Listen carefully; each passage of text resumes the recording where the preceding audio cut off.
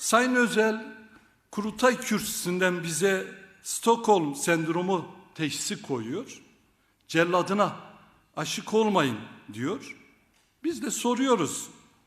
Biz mecliste barış için yasa konuşurken, her bir arkadaşımızla birlikte sokaklarda barışı toplumsallaştırmaya çalışırken, siz kürsüden neden bir halkı aşağılayıcı sözler söylüyorsunuz Sayın Özel?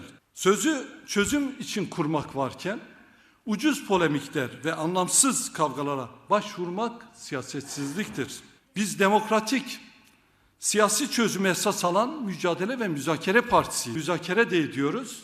Kurulduğumuz günden beridir onurlu bir mücadele de veriyoruz. Halkımız barış içinde eşit ve özgür yaşamak istiyor.